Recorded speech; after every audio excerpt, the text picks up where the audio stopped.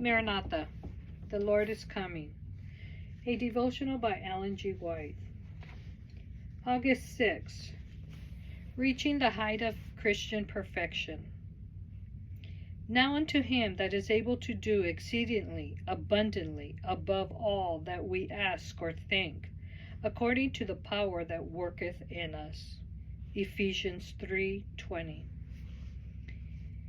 If you make God your strength, you may, under the most discouraging circumstances, attain a height and breadth of Christian perfection which you hardly think it possible to reach.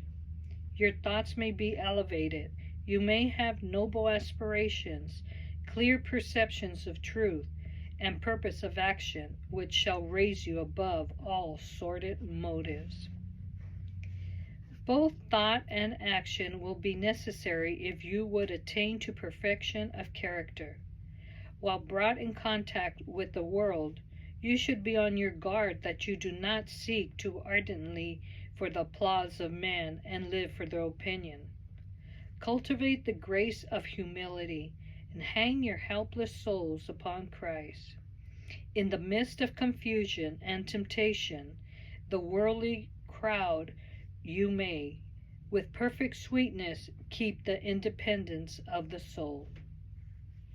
If you are in daily communion with God, you will learn to place His estimate upon men, and the obligations resting upon you to bless suffering humanity will meet with a willing response. You are not your own.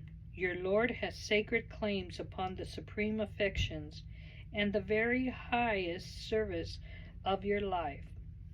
He has a right to use you in your body and in your spirit to the fullest extent of your capabilities for His own honor and glory. Whatever crosses you may be required to bear, you are to accept without a murmur. Many are without God and without hope in the world.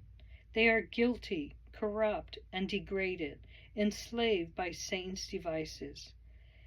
Yet these are the ones whom Christ came from heaven to redeem. They are subjects for tenderness, pity, sympathy, and tireless effort, for they are on the verge of ruin.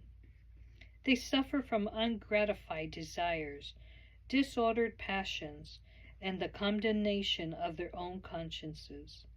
They are miserable in every sense of the word, for they are losing their hold on this life and have no prospect for the life to come.